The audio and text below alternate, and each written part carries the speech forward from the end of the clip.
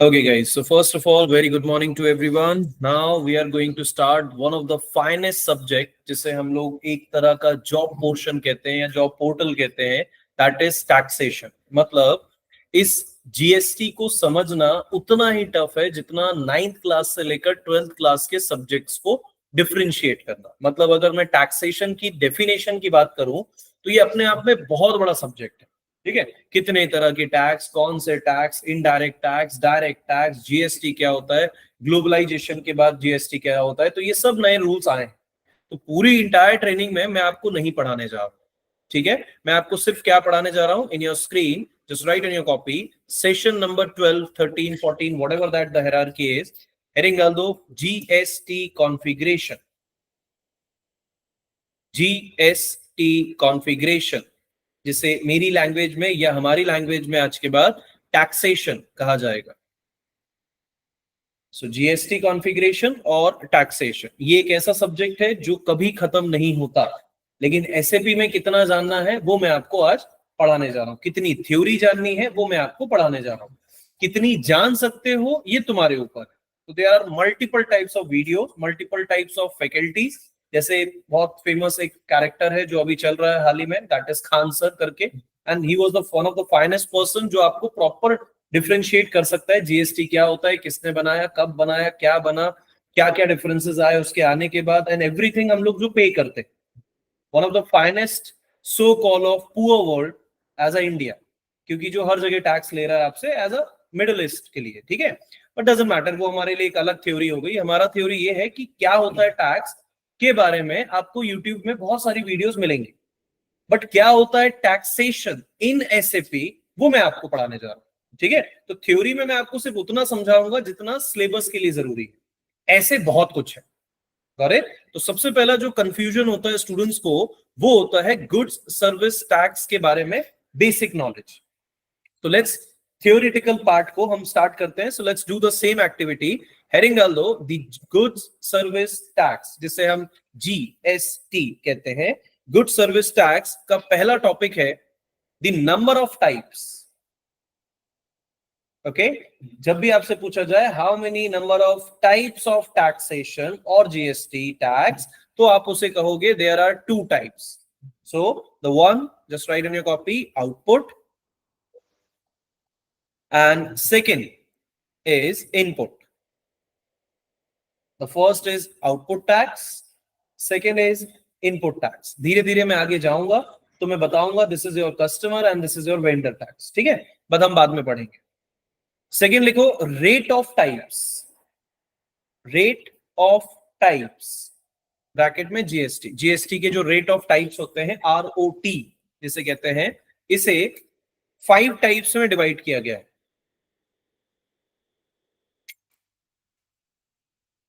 जो rate of types है वो 5 टाइप से डिवाइडेड है.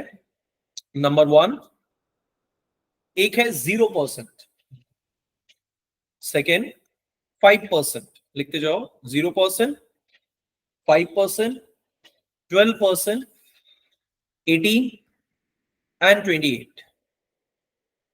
So we have 5%, 0, 5, 12, 18, 28. Similarly, we have a variety of tax. तो थर्ड कॉलम लिखो वैरायटी ऑफ टैक्स.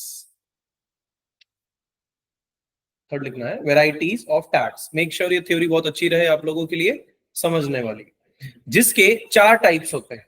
अच्छा, वैरायटी ऑफ टैक्सेस के ब्रैकेट में आप लिखोगे कंडीशन, क्योंकि एसएपी के सिलेबस में वैरायटी ऑफ टैक्स नहीं कहूंगा, मैं उसे कंडीशन कहूंगा. तो कंडीशंस जो होती है वो होती है 4. सबसे पहली जो कॉमनली हम सुनते आ रहे हैं अब तक, सीजीएसटी. साइड बाई साइड उसका फुल फॉर्म भी लिखेंगे, central good service tax. Second होता है SGST, state good service tax. तीसरा होता है IGST, integrated good service tax. And fourth UTGST, that is union territory good service tax. The 4 types are CGST, SGST, IGST and UTGST. Clear? Basically इस theory को समझने की कोशिश क्या करना है हम लोगों को कि हमारे सिलेबस में we have 2 types of GST. जिसमें पहला है आउटपुट टैक्स, एक होता है इनपुट टैक्स। हमारे पास रेट ऑफ टाइप्स 5 है, 0, 5, 12, 18, 28, बट जैसे समझना उतना ही टफ है जैसे हमें कोई रूल याद रखना है। मतलब हर देश में अलग अलग टाइप्स के जीएसटी फॉर्मेट होते हैं। इंडिया में हमें ध्यान रखना है कि जो भी प्रोडक्ट 0% की कैटेगरी में आता है उसकी लिस्ट अलग, जो 5% की कैटेगरी में आता है उसकी लिस्ट अलग। It will be given by the government sites, ठीक है। तो हम लोगों को वो याद रखने की जरूरत नहीं है। जब भी प्रोडक्ट हम डिलीवर करेंगे या हमें रिसीव किया जाएगा, हमें टैक्स का रेशियो पता चल जाएगा कि 0% में जैसे लिकर, जैसे oils, so call of patrols, ये वो डेटा है जो 0% में आता है। मतलब शराब तुम्हारी 0% में, उसमें कोई टैक्स नहीं लेती गवर्नमेंट। बिकॉज टैक्स नहीं लेने का रीजन ये है कि हर स्टेट के हर कॉर्नर पे, हर शॉप में अलग अलग रेट पे फाइल्ड होती है। लेकिन वो प्रोडक्ट जो एक ही जगह पर एक जैसे मिलते हैं वो टैक्सेशन के साथ होते हैं। अब ये थ्योरी फिर वही आ गई कि जितना डेप्थ जाओगे उतनी थ्योरी आगे बढ़ेगी।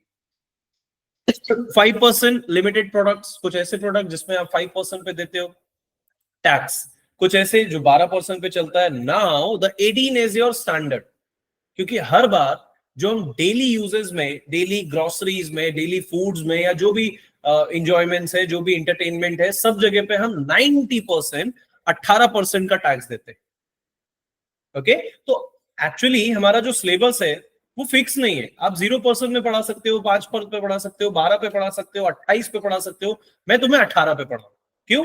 क्योंकि 18 कॉमन है, हर जगह हम यूज कर रहे हैं। तो जैसे मैं 18 में पढ़ा रहा हूं, आप उसे कन्वर्ट कर लो 12% पे, इट डिपेंड्स। ओके, तो जो भी सिलेबस होगा वो सबके लिए कॉमन होगा। मैं सिलेबस में तुम्हें 18% पे फोकस करूं। तो हम जो आज के बाद जो भी प्रोडक्ट बनाएंगे या बिल बनाएंगे, उसमें हम कितना टैक्स डिमांड करेंगे? 18%। सर 12 नहीं कर सकते थे? कर लेंगे। कहां पर? मैं बताऊंगा। जिसमें मेरे पास 4 कंडीशन होती है। अब देखो, सेंट्रल गुड्स कब काम करता है, स्टेट गुड्स कब काम करता है, किस राज्य को आधा पैसा देना होता है, किस स्टेट को रिमेनिंग पैसा देना होता है, ये तुम्हारी थ्योरी पार्ट है।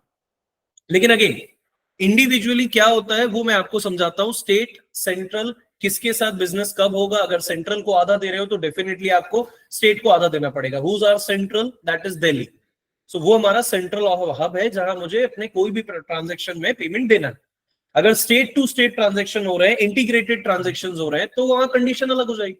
तो हर जगह पे कंडीशन अलग होती है। लेकिन अगेन 90% केसेस में फिर आप सीजीएसटी और एसजीएसटी के लिए ही काम करते हैं। तो वैरायटी ऑफ टैक्सेस में मैं आपको 2 कंडीशन पढ़ाऊंगा, सीजीएसटी की और एसजीएसटी की। सर आईजीएसटी नहीं पढ़ा सकते? ऐड कर लो, आईजीएसटी भी हो जाएगा। यूटीजीएसटी नहीं पढ़ा सकते? ऐड कर लो, यूटीजीएसटी भी हो जाएगा। वैसे ही जैसे परसेंटेज। तो सिलेबस में हम क्या लेकर चल रहे हैं? 18%। और टैक्सेस के टाइप्स में क्या लेके चल रहे हैं? Central goods and state goods. IGST कैसे होगा वो ऑटोमेटिकली सीखते जाओगे। क्लियर? तो ये हम लोग का स्टैंडर्ड जो हम लोग अब पढ़ाने जा रहे हैं, जिसके लिए मैं फर्स्ट टाइम आपको कंडीशन पढ़ाऊं। अगले अगर बजट में ये रेट भी चेंज हो सकता है? बिल्कुल होगा। तो गवर्नमेंट अगर बदलेगी तो हम बदल देंगे। फिलहाल नहीं पता ना हमें कि क्या बदला क्या नहीं, तो जो है वो लेकर चलते हैं ऐसे। क्लियर? आगे बढ़े, चलो। तो मेन हेडिंग डाल देते हैं, जीएसटी इंप्लीमेंटेशन। हेडिंग डाल दो टैक्सेशन के नाम से, और पहला टॉपिक लिखेंगे, the first topic is create condition type. The first topic is create condition type. मैंने कुछ प्रॉम्प्ट पहले से सेव्ड है, मैं आपको मैनुअली नहीं लिखवा रहा हूं, इसलिए आप अपने नोट्स में लिखो क्रिएट कंडीशन टाइप, जिसका T code, the transaction code is OBQ1. The transaction code is OBQ1.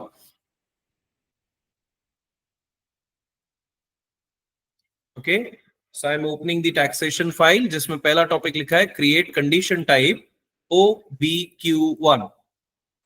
Okay, अब बिल्कुल रिलैक्स होकर समझो। सर हमारा सिलेबस क्या है? 18%। किसके लिए?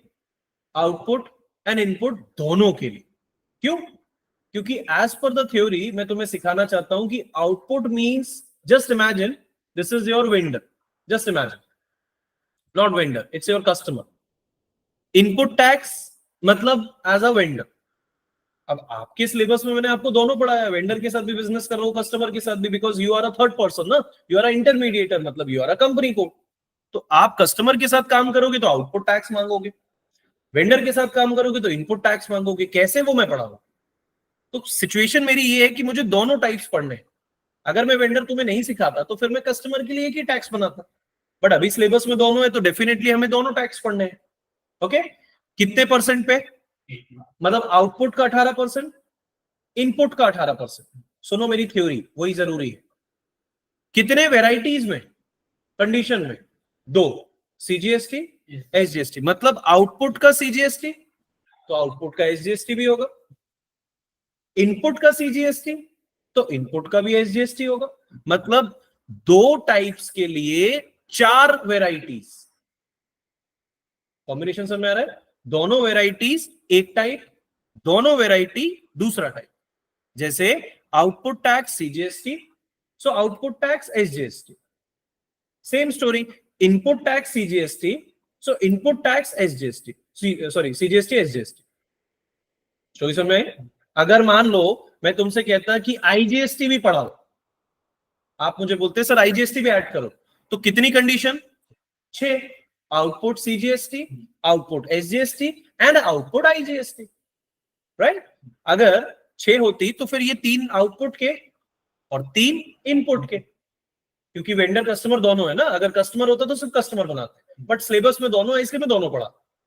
सो 4 कंडीशन हमें बनानी। मेक श्योर हर स्टेटमेंट परफेक्ट होना चाहिए। अगर आप परफेक्ट नहीं हो तो आपका टैक्स भी परफेक्ट नहीं होगा। Output output, input input, SGST SGST, CGST CGST. Clear? सबसे ज्यादा जो एरर आते हैं एज अ टैक्स कोड वो इसी सिलेबस में आते हैं। तो अलर्ट रहना कि हम कर क्या रहे हैं। तो मैंने एक ऑर्डर डिसाइड कर लिया भाई, सेंट्रल गुड्स को मैंने बड़े में रख दिया, बड़ा नहीं फर्स्ट में रख दिया। तो आउटपुट का सीजीएसटी पहला, दूसरा देखो क्या है, आउटपुट का एसजीएसटी, सीजीएसटी एसजीएसटी। इनपुट के लिए भी मैंने वही ऑर्डर लिया है, इनपुट का सीजीएसटी पहला, इनपुट का एसजीएसटी दूसरा। इससे क्यों ऐसा मैंने किया, इसका रीजन मैं बाद में दूंगा।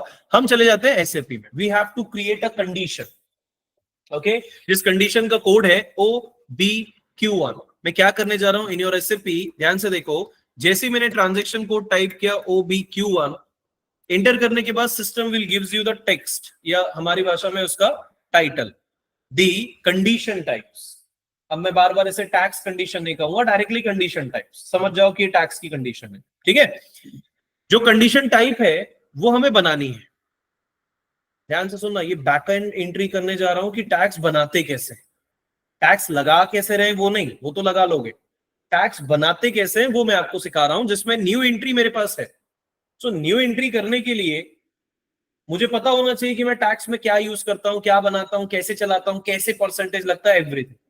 तो सुनो, जैसी न्यू एंट्री किया तो मेरे पास सारा पैरामीटर्स है, सारे डेटा बॉक्स है, डेटा डिजिटल लॉक्स है, कहां पे क्या लेना है, कहां पे कैसी एंट्री करना है, वो फिर मेरा सिलेबस नहीं, लेकिन बनाना तो पड़ेगा, तब तो जाकर मैं कंडीशन यूज कर पाऊं।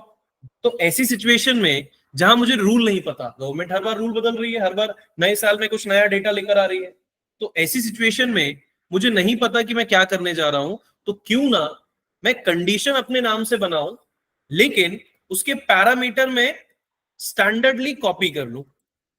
स्टैंडर्डली कॉपी करने का मतलब, just write in your copy, bracket बनाकर लिखो, copy output tax conditions, copy output tax condition from dash dash करो। जैसे हम लोगों ने स्टैंडर्ड कोड लिखा था वैसे यहां लिखो MWAS, M for Maldives, W for vintage, AS। क्या मतलब है MWAS? ध्यान से सुनो, याद करो, जैसे मैंने 0001 में एक स्टैंडर्ड कंडीशन बताई थी, एसएपी में भी ये स्टैंडर्ड कंडीशन रेडी है, क्योंकि वो पैरामीटर हम पढ़ने नहीं जा रहे हैं, हम सिर्फ उसे यूज करके अपना डेटा खुद बनाना चाहते हैं। तो क्यों ना न्यू एंट्री ना करके मैं डायरेक्टली क्या करूं, पोजीशन क्या ढूंढू, MWAS। पहले देखो, जैसे इंटर किया, टाइटल में देखो क्या दिख रहा है, नॉट टाइटल, टॉपिक में क्या लिख रहा है, output tax, which is not specific for output CGST SGST, doesn't matter, सिर्फ क्या लिखा है, output tax condition. So output tax के लिए मैं क्या करने जा रहा हूं, मैं इसे सिलेक्ट करूंगा और यहां से मैं उसे करने वाला हूं कॉपी। जैसे मैंने कॉपी किया तो देखो ये सारे पैरामीटर्स मेरे कॉपी हो गए। अब क्या है ये taxation, condition, class, calculation type, category, again वो हमारा टॉपिक ही नहीं है, राइट? हर बार टैक्स कंडीशन बदलती है, कैसे पेमेंट होगा, पेमेंट चेक में होगा, कैश में होगा, वो सब डिपार्टमेंट को देखते। हमारा काम है कि हमने एक स्टैंडर्ड को कॉपी करके फिलहाल अपने लिए नया डेटा बना लिया। तो कौन सा डेटा बना लिया? जिसमें आउटपुट टैक्स का स्टेटमेंट वेरीफाई है, बाकी कुछ भी चेंजेस करने की जरूरत नहीं, स्टैंडर्ड से कोई भी चेंजेस नहीं होगा। सिर्फ क्या होगा कि जो टैक्स है, आउटपुट टैक्स आपने लिखा है, भाई आपके लिए दो कंडीशन है ना, आउटपुट टैक्स में भी दो कंडीशन है, सीजीएसटी और, तो एक काम कर लेते हैं, आउटपुट टैक्स को लिख लेते हैं CGST.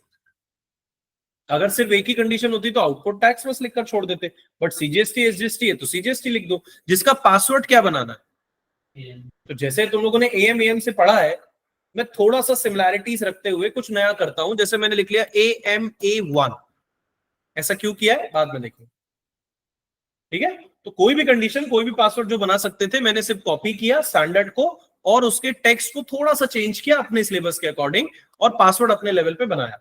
Now press enter and control S से सेव। इससे बेनिफिट क्या हुआ कि वो जो टैक्स की क्लासेस, कंडीशन, कैटेगरी, वो मुझे याद रखने की जरूरत ही नहीं। मैंने स्टैंडर्ड को समझ लिया, कॉपी कर लिया और अपना पासवर्ड दे दिया। मतलब AMA1 is now our new output CGST condition, जो हमने बनाई है बट कॉपी करके स्टैंडर्ड। पहला लाइन क्लियर है? ऑब्वियसली अब किसके लिए बनाना है? एसजीएसटी के लिए भी। तो एसजीएसटी के लिए भी क्या करोगे? फिर से वही स्टोरी, आउटपुट के लिए ना, आउटपुट के अंदर कितनी भी कंडीशन हो डजंट मैटर, पर रहेगा तो MWAS ही। तो तुम दोबारा MWAS को ना ढूंढो, तुमने अभी AMA1 किससे कॉपी करके बनाया? तो ऑब्वियसली AMA1 स्टैंडर्ड ही हुआ। तो अब मैंने इसे दोबारा सेलेक्ट किया और इस बार मैंने फिर कॉपी कर लिया। तो भाई ये MWAS को कॉपी करो या जिस उससे कॉपी करके कुछ नया बनाया उसे कॉपी करो, दोनों तो एक ही चीजें हुई। यहां पर भी सेम कैटेगरी हुई, सिर्फ क्या बदलेगा? सीजीएसटी की जगह एसजीएसटी। क्या बदलेगा? पासवर्ड। AMA1 की जगह मैंने कर दिया AM8। प्रेस एंटर, वेरीफाई कि ये वेरीफाई हो चुका है। Now save it. सेव करना कंपलसरी, जब तक डेटा वो सेव ना दिखे तब तक आगे नहीं जाओगे। कई स्टूडेंट्स यहीं पे लैग करते हैं। तो फाइनली मैंने दो कंडीशन बना ली, किसकी? एंड आउटपुट के लिए। अगर आईजीएसटी होता तो क्या करता? फिर कॉपी AMA3 हो जाता। क्लियर है? यूटीजीएसटी का भी दो ही है। सबके लिए दो होते ना, आउटपुट के लिए भी दो होते हैं, इनपुट के लिए भी दो होते। आगे बढ़े। सेम स्टोरी किसकी है? इनपुट की भी, क्योंकि आउटपुट के साथ साथ इनपुट भी हम पढ़ना चाह रहे हैं, तो क्यों बार बार मैं अलग अलग पढ़ाऊं? इसमें भी इनपुट पढ़ाओ सर। तो इनपुट के लिए भी स्टैंडर्ड है भाई, मुझे पैरामीटर्स पता ही नहीं है, इसके पैरामीटर अलग होंगे, आउटपुट का पैरामीटर अलग, इनपुट का पैरामीटर अलग। तो आउटपुट का पैरामीटर कॉपी करके AMA1 AMA2 बना लिया। अभी इनपुट के भी तो पैरामीटर चाहिए, तो इनपुट के लिए भी लिख लो, copy input tax conditions, copy input tax condition from, copy input tax condition from dash करके स्टैंडर्ड लिखो MWVS is now V for victory, MWVS, A की जगह V आ गया। देखो स्टोरी बिल्कुल सेम चल रही है, सिर्फ इस बार क्या पिच है? इनपुट। सेम पेज पे क्या सर्च करना है? MWVS। जैसे इंटर करोगे देखो इस बार MWVS input tax, select and directly copy. क्या है पैरामीटर हमें याद रखने की जरूरत नहीं, हमने कॉपी कर ली। लेकिन बना क्या रहे हैं? इनपुट टैक्स का के अंदर भी कैटेगरी है ना हमारे लिए, एक सीजीएसटी एक एसजीएसटी, तो अलग अलग बनाएंगे। एक बनाएंगे सीजीएसटी, कोड बदलना पड़ेगा। So what is the code जो हम लेके चल रहे हैं? AMA3। 1 बनाया, 2 बनाया, 3 बनाएंगे। Press enter, confirm. Now control S से सेव, बिना सेव के नहीं जाना है। एंड लास्ट सेम AMA3 को select, copy. Now AMA3 becomes AMA4।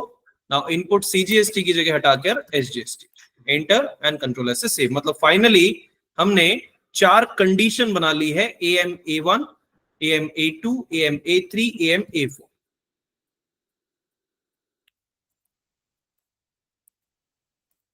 पहला AMA1 किसके लिए? आउटपुट का CGST।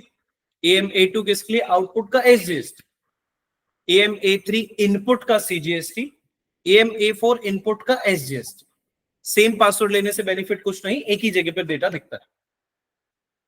पहली 4 लाइन आराम से देख लो और लिख लो, AM-A1, AM-A2, AM-A3, AM-A4।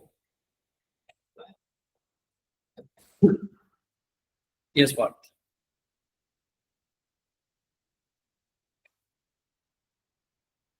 ठीक है, कोई कंफ्यूजन? 4 कंडीशन क्यों बनाई? 4 कंडीशन क्योंकि मैं पढ़ाना चाहता हूं। कितनी बना सकते थे? 6, 8, जो भी तुम्हें चाहिए। CGST के लिए भी ले लो, SGST की भी ले लो, IGST भी रख लो और UTGST भी रख लो। बट ज्यादा पढ़ने से हमारे लिए लॉस है ना। बट PDF में मैंने तुम्हें 6 स्ट्रक्चर को बनाकर दिखाया, ठीक है। Copy from MWS, copy from MWVS, pitch नहीं दी है कैसे बनाना है, सिर्फ टेक्स्ट दिया है कि करना क्या है। तो 6 कंडीशन कैसे? आउटपुट की CGST, SGST and IGST, input की CGST, SGST एंड IGST। हो गई 6 कंडीशन। इसका पाथ नहीं है, होगा ना पाथ, बट वो कुछ चीजें तुम लोग को भी ध्यान रखनी है, खुद भी निकालना है। बट डजंट मैटर ना, कोड में ज्यादा काम करोगे अगर जरूरत होती है तो, ठीक है। तो ये हो गई हमारी 6 कंडीशन, सॉरी 4 कंडीशन, हम जिस पे काम करेंगे। क्लियर? Got it? चलो सेकेंड स्टेप लिखो, क्रिएट अकाउंटिंग की। क्रिएट अकाउंटिंग की।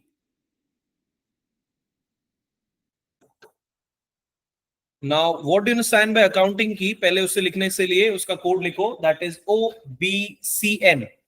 The transaction code is OBCN. O for orange, B for ball, C for cat, N for Nestle. Okay, अब जरा समझते हैं what do you understand by accounting की। भाई हर एक लॉक, प्रैक्टिकली समझो, हर एक लॉक होता है, हर ताला होता है, हर ताले की एक कॉमन की नहीं होती, सबकी अपनी अपनी स्टैंडर्ड की होती है। हर ताला स्पेसिफिकली उसी चाबी से खुलेगा जिसके लिए वो बनाया गया है, राइट। वैसे ही मास्टर की बात नहीं हो रही है, मास्टर की for common for all the kinds of locks, but एक ताला जिसकी स्पेसिफिक एक की। एग्जैक्टली इस रिलेशन को समझो कि दीज आर द लॉक्स, ये हमारे लिए लॉक है। आउटपुट की CGST कंडीशन, सुनो मेरी ध्यान से पिच को, आउटपुट की CGST कंडीशन तभी कंपनी में काम करेगी जब आउटपुट की अकाउंटिंग की CGST के लिए बनाई जाए। क्या कहा मैंने? जितनी अकाउंटिंग कीज, सॉरी जितने कंडीशंस उतनी उनकी अकाउंटिंग कीज। लीडर नहीं, मतलब लॉक, कीज, ताला, चाबी, वैसी कंडीशन, कीज। अकाउंटिंग की नहीं तो कंडीशन का कोई वैल्यू नहीं। तो कितनी कंडीशन बनाई मैंने? कितनी बनाई है? 4। तो कितने कीज बनाना पड़ेगा? 4। हर एक की स्पेसिफिक होती है। मतलब अगर तुमने आउटपुट की CGST कंडीशन बनाई है तो इसके साथ तुम्हें किसे जोड़ना पड़ेगा? आउटपुट की CGST अकाउंटिंग की को। ऐसा नहीं हो सकता कि आउटपुट की SGST की को आउटपुट की CGST के साथ जोड़ दी, मिसमैच हो जाएगा। ताला चाबी, ताला चाबी बिल्कुल परफेक्ट होना चाहिए। तो आउटपुट टैक्स की CGST किससे जुड़ेगी? आउटपुट टैक्स के अकाउंटिंग की CGST से। आउटपुट टैक्स की कंडीशन SGST, तो आउटपुट अकाउंटिंग की SGST की से जुड़ेगी। अकाउंटिंग की होती है, अभी छोड़ दो ना, ताला चाबी, ताला चाबी ऐसे समझ लो, मैं बनाऊंगा। तो स्पेसिफिकली जब तक कीज ना हो तब तक कंडीशन काम नहीं करेगी, ऐसे समझो। अभी हमको तो ये भी नहीं पता था कंडीशन होती क्या है, बट है ना, बना रहे। कीज ऐसा है कि अकाउंटिंग कीज है। अभी अकाउंटिंग कीज का मतलब ऐसे समझ लो रूल। पाइथागोरस थ्योरम आने के बाद हम इक्वेशन जल्दी सॉल्व करते हैं ना, तो वो रूल है। वैसी accounting keys a kind of rule जो कंडीशन को परमिट करता है। तो जितना डेप्थ जाओगे उतना परेशान होगे, इसीलिए ताला चाबी लाइक दैट। अगर एक कंडीशन तो एक की होनी चाहिए, अगर दोनों आपस में नहीं जुड़ी तो कंडीशन नहीं चलती। ओके, तो जितने कंडीशंस बनाई हैं उतने ही मुझे क्या बनाने पड़ेंगे? की। And here comes the example या द क्वेश्चन ऑफ एग्जाम्स कि कंडीशंस बनाने के लिए मास्टर अल्फान्यूमेरिक कितने कोड्स बना सकते हो? सो आंसर शुड बी 4, जैसे अब तक पढ़ते आए हैं AM सॉरी AM से 4.5। लेकिन अब यहां पे ये टॉपिक बदलेगा। How many number the alphanumeric can use to create the accounting keys of SAP taxation? So the answer will be 3। वैसे कहीं ब्रैकेट में लिख लो, इसके लिए हमें जो अल्फा न्यूमेरिक कोड्स यूज करने हैं वो है 3। ओके, तो स्क्रीन पे देखो, जैसे कंडीशन मैंने स्टैंडर्ड कॉपी करके बनाए, भाई बनाया अपने नाम से है, ऊपर पाथ बनाया अपने नाम से है लेकिन कॉपी करके, वैसे ही कंडीशंस की जो कीज है बनाऊंगा अपने कोड से लेकिन स्टैंडर्ड को कॉपी करके, क्योंकि फिर मुझे बेसिक क्रेडेंशियल नहीं पता। तो पहला पैरामीटर्स लिखेंगे कॉपी आउटपुट के लिए जो टैक्स की है, बार बार मैं अकाउंटिंग नहीं बोलूंगा, वो कॉमन है। कॉपी आउटपुट टैक्स की फ्रॉम MWS। इस बार देखो 3 अल्फा न्यूमेरिक, स्टैंडर्ड भी MWS में, MWS। ठीक है, तो मैं क्या करने जा रहा हूं, ध्यान से देखो। पहले हम पेज पे चलते हैं। The code is OBCN। जैसे मैंने एंटर किया, हेडिंग क्या है, टैक्स प्रोसेसिंग की, अकाउंटिंग की। इस बार 3 अल्फा न्यूमेरिक्स में सेट है, तो न्यू एंट्री मैं कर सकता हूं अगर मुझे बेसिक पैरामीटर्स पता है तो, बट अगेन उसकी जरूरत नहीं है। तो मैं क्या करूंगा, पोजीशन में क्या है आउटपुट के लिए, MWS एंटर किया। देखो MWS को एंटर करने के बाद सबसे पहले हमें सिस्टम क्या प्रोवाइड करेगा, और अगेन ठीक है, आउटपुट टैक्स। जैसे वहां आउटपुट टैक्स है, यहां पर भी आउटपुट टैक्स है। वो क्या था, आउटपुट की कंडीशन, ये है आउटपुट की कीज, अकाउंटिंग। तो क्या करना है अभी आपको पता है, कॉपी। बाकी जो पैरामीटर्स उसके अंदर है उससे हमें ओपन करने की जरूरत नहीं है। ठीक है, इसके में सेकंड स्लो चल रहा है सर। इस पैरामीटर्स को हम लोगों को बदलने की जरूरत नहीं, ये सब फिक्स है। सिर्फ क्या करना है, आउटपुट टैक्स किसके लिए, तो भाई पहला कंडीशन आपने बनाया CGST, तो CGST की कोड बदल दो। क्या बनाना चाहते हो ये आपके ऊपर है, मैं इजी रखना चाहता हूं इसलिए AM1, सिमिलैरिटी लेकर चल रहा हूं इसलिए AM1। प्रेस एंटर, मतलब सारा डेटा कॉपी हो गया, बट यहां पर देखो एक मैसेज है ऑलरेडी एग्जिस्ट, मतलब AM1 तो मैं नहीं ले सकता, तो कुछ नया ले लेते हैं, कुछ ऐसा जो हम लोगों को थोड़ा याद रहे। ठीक है, दूसरे ले लेते हैं, ए वाले होंगे डेफिनेटली ज्यादातर लोग, तो हम ले लेते हैं PP1। ऐसा कोई रीजन नहीं है, मेरे कोड के ऊपर है कि मैं कौन सा कोड लेना चाहता हूं, तो मैंने ले लिया PP1। प्रेस एंटर,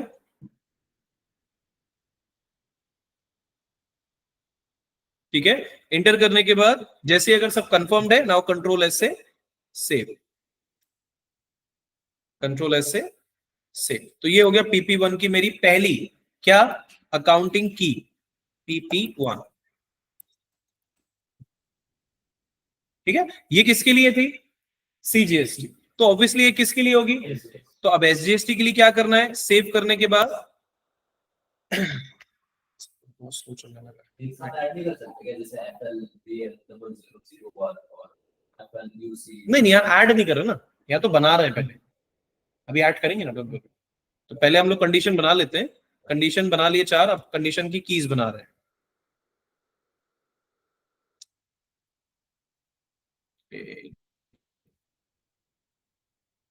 ठीक है, तो PP1 ready, same story, select copy. PP1 की जगह क्या करना है, PP1 को सिलेक्ट करने के बाद जैसे मैंने इसे कॉपी किया, सिस्टम अगेन थोड़ा सा स्लो चलेगा।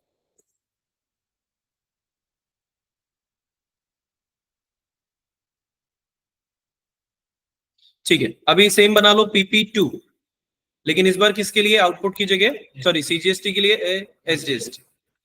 Enter and save.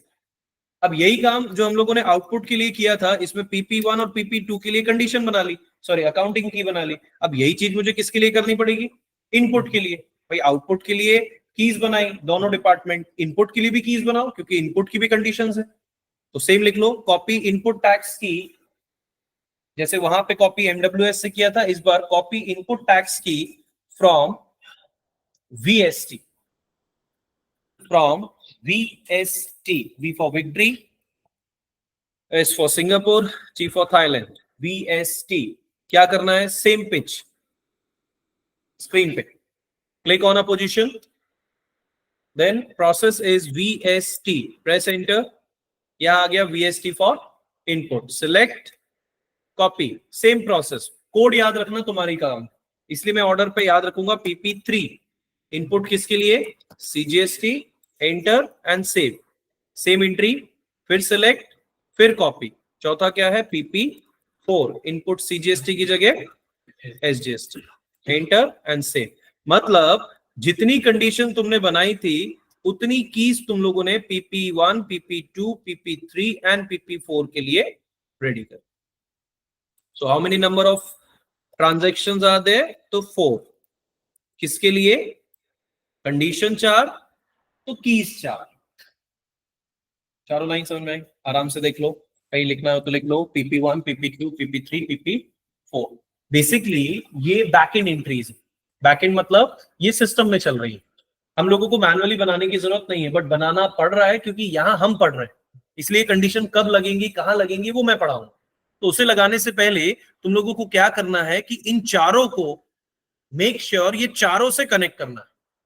ध्यान से समझना, हम कर क्या रहे हैं? टैक्स। 4 कंडीशन चारों की चारों कीज के साथ जुड़नी चाहिए। तो मेक श्योर कोई भी सिली मिस्टेक ना हो कि आउटपुट को इनपुट की की से ना जोड़ दिया जाए, आउटपुट को SGST को आउटपुट के CGST से ना जोड़ दिया जाए, सब एक दूसरे से ही कनेक्ट होना चाहिए। दैट्स व्हाई मैंने एक ऑर्डर फॉलो किया, A1, A2, A3, A4, output output, input input, CGST SGST, CGST SGST। इसका रीजन यही था कि ऑर्डर मुझे याद रहे। तो जोड़ेंगे कहां? वो है हमारा trigger.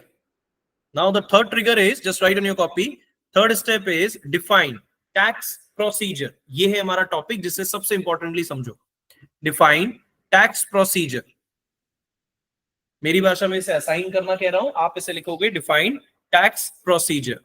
Now the T code which is very important, OBQ3। The T code is OBQ3। Okay, चलो OBQ3 का जो कोड बना सकते हो उसकी मैक्सिमम लेंथ है 6। इसे भी क्वेश्चन लिख लो, ये भी इंपॉर्टेंट है।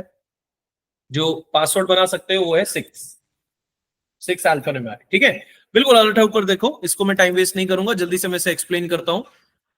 इन योर स्क्रीन हमने ट्रांजैक्शन कोड टाइप किया OBQ3। ठीक है, जैसे ही मैंने OBQ3 ओपन किया, system will open the tax procedures list. Sir company में हमें क्या कंडीशन मिलेगी? नहीं। क्या अकाउंटिंग कीज मिलेगी? नहीं। हमें मिलेगा टैक्स प्रोसीजर कोड डायरेक्टली। आपका कंसल्टेंट आपको टैक्स प्रोसीजर कोड देगा जिसके अंदर सेटअप है फॉर्मूला, राइट? तो टैक्स फॉर्मूला क्या बनाने जा रहा हूं मैं? Click on a new entry. अब तुम्हारे ऊपर है कि तुम क्या बनाना चाहते हो। तो प्रोसीजर कोड मैंने बना लिया, जैसे AMAPRO। क्या है ये? कुछ नहीं, AMA मेरे लिए and PRO is the short form of procedure, ताकि मुझे याद रहे this is the procedure code. बाकी तुम्हारी मर्जी, तुम जैसे 1 2 3 4 5 6 जो बनाना चाहते हो। क्या है ये? डिस्क्रिप्शन। तो हम इंडिया में बैठे हैं, that's why tax in India. Okay, अब तुम्हारे ऊपर है तुम इसमें क्या डालना चाहते हो। तो तुम लिख लो GST in India for specifically student का नाम लिख लो ताकि याद रहे। दिस इज फॉर शेयर, तो मतलब हमारी टीम का ही कोई मेंबर है जिसने ये प्रोसीजर बनाया है, AMAPRO। Press enter and control S से सेव। ध्यान से सुनना, अभी हुआ क्या? मैंने टैक्स प्रोसीजर बनाया है जिसका कोड AMAPRO बनाया है, बट इसमें करना क्या था? इसमें जो 4 कंडीशन और 4 कीज थी उन्हें जोड़ना था, क्योंकि ये फॉर्मूला अब इसके अंदर मिलेगा। मैं बार बार तो नहीं बोलूंगा output keys, output condition, input condition. अब मैं डायरेक्टली बोलूंगा प्रोसीजर, जिसके अंदर ये सेटअप है। तो सेटअप करने के लिए मुझे क्या करना है? अभी इस पेज पे काम खत्म नहीं हुआ है। जैसे ही मैंने सेव किया, सिलेक्ट एंड लेफ्ट साइड में उसका controlling option, procedures control data, double click on this. ये है वो पेज जिसमें हम लोगों को काम करना है, ऐड करना है कंडीशन को अकाउंटिंग के साथ। तो click on a new entry. ध्यान से देखो और सिर्फ सुनो। There are multiple types of columns, but फिलहाल सबके बारे में जानने की जरूरत अभी नहीं। अभी क्या करते हैं? अभी लेकर चलते हैं steps. Now what do you understand by step? जैसे 1 column 2 column 3 column 4 A B C D X Y Z है ना, whatever that। तो मैं स्टेप को कैसे पढ़ा रहा हूं? मैं ले रहा हूं 10 20 30। क्यों? मेरी मर्जी। ऐसा क्यों किया? क्योंकि PDF में मैंने ऐसा टाइप किया। तुम 1 2 3 4 लो, ABCD लेकर चलो, whatever that। 40 and 50। सर कितने स्टेप्स? 5 स्टेप। 5 स्टेप। कितने कंडीशन, देखो क्या है काउंटर मुझे नहीं पता, जो नहीं पता उसे स्किप करो, जो पता है उसे देखो। कंडीशन, कंडीशन टाइप, कौन सी कंडीशन टाइप? आपने 4 कंडीशन बनाई, AM-A1, AM-A2, AM-A3, AM-A4। Sir कितनी कंडीशन बनाई है? 4। तो 5 कॉलम क्यों सिलेक्ट किया, 5 स्टेप क्यों बनाया आपने? इसका रीजन मैं देता हूं। तो पहले स्टेप को छोड़ दो, दूसरे स्टेप से टाइप करते हैं condition AM-A1, AM-A2, AM-A3 and AM-A4। Sir इसका रीजन क्या है पहला छोड़ने का, वो मैं बताता हूं। पहले चारों की कंडीशन को मैंने कंडीशन वाले टाइप में सेकंड नंबर से स्टार्ट करके डाल दिया। देखो याद रखने की जरूरत नहीं ना, 1 2 3 4। जैसे ही इंटर करूंगा system automatically read the states, या जो भी उनका स्टेटमेंट है, जैसे ही मैंने उसे क्लिक किया system will read it that output CGST, output SGST, input CGST, input SGST। यही बनाया था आपने। ओके पहला कॉलम क्या है, दैट डजंट मैटर। पहली लाइन समझ में? सोचो और थोड़ा समझो कि पहला कॉलम मैंने खाली इसलिए छोड़ा, देयर इज नो ऑर्डर। आप लास्ट वाला भी खाली रख सकते थे, पहला वाला भी खाली रख सकते थे। PDF में ऐसा है इसलिए मैं आपको पढ़ा रहा हूं। मुझे बताओ हम पढ़ क्या रहे हैं? टैक्स, है ना? जस्ट इमेजिन कि हम चारों मिलकर एक रेस्टोरेंट में जाते हैं। जैसे ही रेस्टोरेंट में कदम रखते हैं मैनेजर आता है, कहता है सर मुझे टैक्स दीजिए। Is it possible? क्यों? कब देते हैं हम टैक्स? बिल पे करते समय। तो बिल किस चीज का पे करोगे? जब कुछ, जब सर्विसेज लिया आपने, चाहे खाया है या वॉट एवर दैट, राइट? तो अगर बिल ही नहीं है तो टैक्स क्यों दोगे? चोरी समझ में आ रही है? तो what about the first condition, कि जब तक एक ऐसी कंडीशन जो रेडी है पहले से, मैं उसे बना नहीं रहा हूं, AM-A1, A2, A3, A4, ये तो मैंने बनाया, जो पहले से रेडी होती है वो होती है BASB। सर ऐसा क्यों? ऐसा कोई रीजन नहीं, बहुत सारी बनी है पहले से रेडी है। जैसे मैंने इंटर किया, that is your base amount. अगर बेस अमाउंट ही नहीं है, मतलब इनवॉइस ही नहीं है, बिल ही नहीं है, तो किस चीज का टैक्स दोगे? समझ में आ रहा है? मतलब इन कंडीशन के पेज में जहां मैंने AM-A1, AM-A2, AM-A3 बनाया था, यहां पहले से सेटअप है BASB, BASI, बहुत सारे नए नए कोड बनाए जो सब बेस अमाउंट को रिप्रेजेंट करते हैं। तो कंसल्टेंट तुम्हें दे देगा कि this is the base amount data. तो BASB पहले से रेडी है, उसे बनाने की जरूरत ही नहीं थी, इसलिए मैंने बनाकर नहीं दिखाया। सिर्फ उसे मैंने उसका यूज करना था, तो मैंने यूज करके दिखाया। दैट इज कि जो 4 कंडीशंस थी वो तब तक कंपनी में या तुम्हारे प्रोसेस में नहीं आती जब तक बिल ना हो। अरे भाई तुमने कुछ खाना ही नहीं खाया है तो कहां से तुम चारों कंडीशन को लगाओगे? तो base amount is common for every types of condition.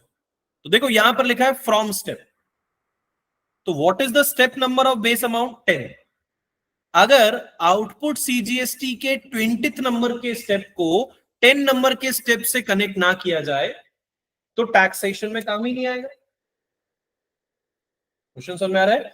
Base amount को चारों से जोड़ना है तो स्टेप को जोड़ देते हैं। बेस अमाउंट का स्टेप नंबर कौन सा है? 10। तो मैंने 10 को जोड़ दिया 20 से। अभी 10 को 10 से तो नहीं जोड़ेंगे ना, वो तो बेस ही अमाउंट है।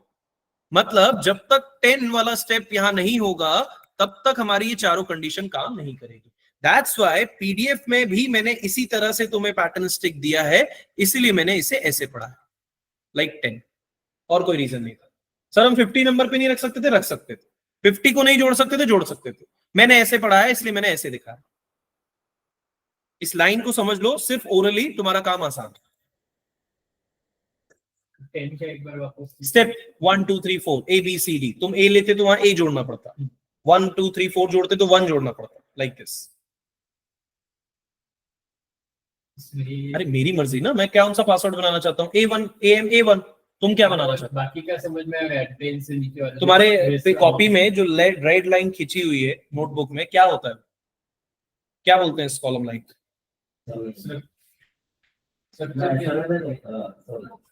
हाँ, मार्जिन। जो क्यों खींची होती है।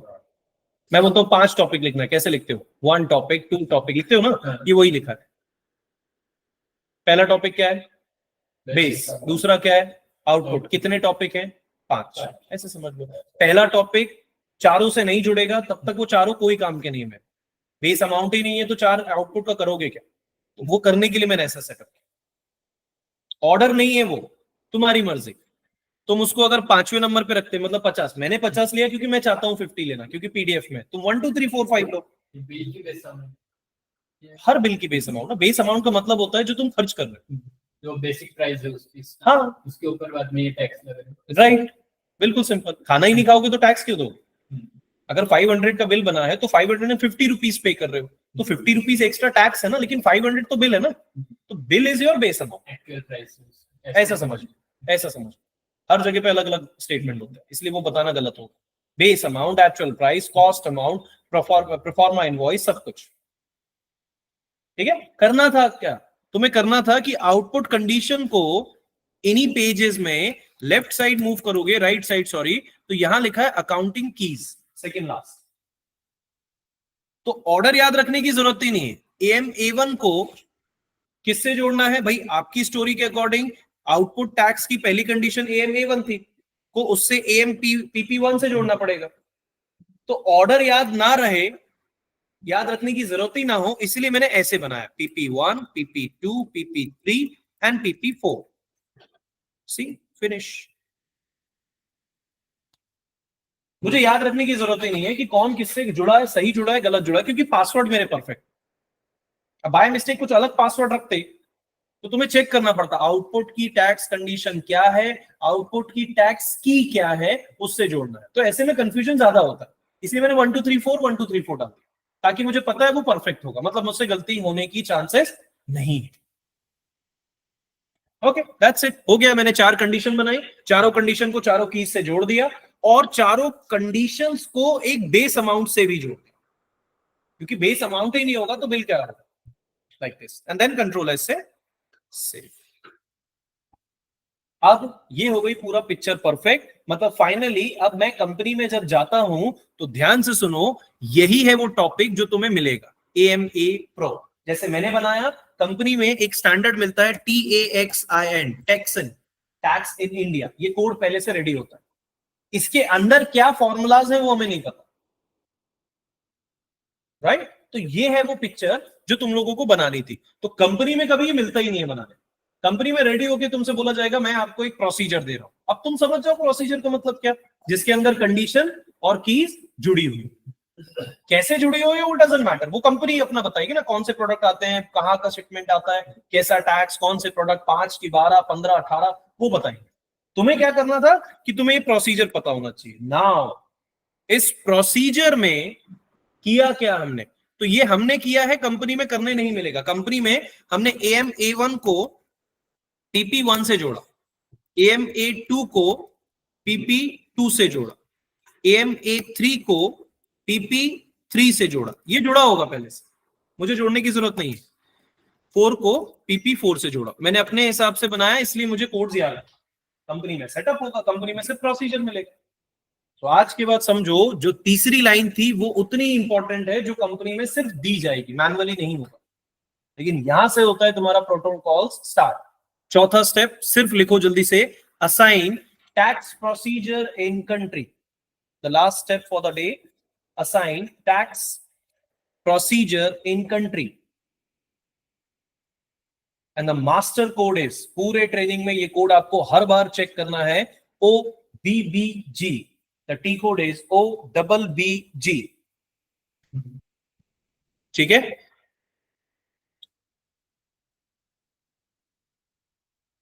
ध्यान से देखो क्या करने जा रहा हूं। मैंने जो प्रोसीजर बनाया वो क्या है, AMA प्रो। तो जैसे मैं ट्रांजैक्शन कोड यूज करूंगा OBBG, ध्यान से देखना, इस टॉपिक में कंट्री से आपको प्रोसीजर जोड़ना है। तो भाई देश तो एक ही है, आप मेंबर्स अलग अलग हैं। वो किसी यूएस के क्लाइंट से काम कर रहा है, ये किसी जर्मन की क्लाइंट से काम कर रही है, आप किसी लाइक अफ्रीकन क्लाइंट से काम कर रहे हो, बट आप तीनों तो इंडिया में बैठे हो। तो हो सकता है रोहन ने अपना प्रोसीजर अलग बनाया है, हो सकता है श्रेया ने अपना प्रोसीजर अलग बनाया, कोड अलग बनाया है, हो सकता है पार्थ ने अपना प्रोसीजर कोड अलग बनाया है, और तीनों एक ही देश में हो। तो जस्ट इमेजिन कि इस टॉपिक में हर बार एक एरर आएगा कि आपको इस कंट्री में, न्यू एंट्री नहीं है मतलब क्लिक ऑन अ पोजीशन, कौन सी कंट्री आयन के लिए चेक करना है कि कौन सा प्रोसीजर जुड़ा है।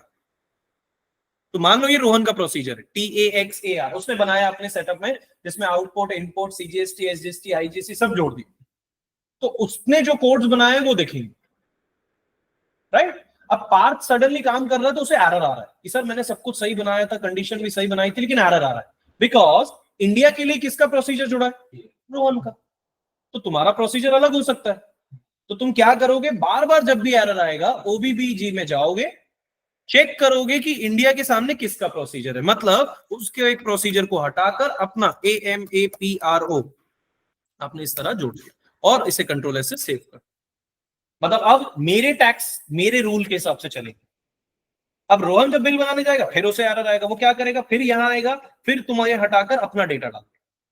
इसीलिए इंस्टीट्यूशन में ये प्रोसीजर में एरर सबसे ज्यादा आते हैं, क्योंकि तुम्हें बार बार इस जगह पर आकर अपने AMA1 प्रो को, मतलब AMA प्रो को इंडिया से IN से जोड़ना है। दो इंडिया नहीं है, एक ही इंडिया है। कंडीशन बहुत सारी, कंडीशन ही प्रोसीजर। कंपनी में भी ऐसा होता है नहीं, कंपनी में एक होता है TAXIN। एक बार जोड़ दिए तो तुम भी उन्हीं के लिए, तुम भी उन्हीं के लिए, तुम भी, सब एक ही जगह पे काम कर, सबका रूल कोड एक है। सब रूल थोड़ी ना बनाएंगे कि अपने मन से CGST ले लें, अपने मन से SGST, जो कंपनी बोलेगी वो होगा। यहां नहीं ना, यहां तो हम फ्री हैं। तो यहां आपको पता होना चाहिए कि जो प्रोसीजर हमने बनाया है उसे मुझे इंडिया से जोड़ना कंपलसरी, तब मैं बिजनेस शुरू करूं या करूंगा। तो एरर आते ही सबसे पहला क्लिक क्या होना चाहिए, इसमें कोई याद नहीं रख सकता कहां एरर कौन सा आएगा, बस तुम्हें कॉन्शियस रखना है कि जब एरर आए तो शुरुआत करो कि भैया टैक्स प्रोसीजर किसी ने मेरे इंडिया से हटा तो नहीं दिया। तो वापस बैक जाओ, चेक करो, अगर किसी ने हटा दिया, जैसे मैंने अभी वो टैक्स AIR को हटाया, तो वो जिस स्टूडेंट ने बनाया होगा उसे एरर आएंगे। तो उसे एरर आएगा मतलब वो यहां आएगा, इसे हटाएगा, फिर अपना बिल बनाएगा। एक बार बिल बना लिया उसके बाद कोई प्रॉब्लम नहीं, उसके बाद हटा दो। लेकिन बिल बनाते समय तुम्हें थोड़ा फोकस रखना है कि यहां कोई चेंज ना करे, और चेंज करे तो उस पेज को खुले रहने दो, हटाओ, सेव करो। अगर ओपन है तो डिस्प्ले पे जाएगा, अगर कोई ओपन करेगा ना ऐसा कुछ नहीं, ऐसा कोई सिचुएशन नहीं।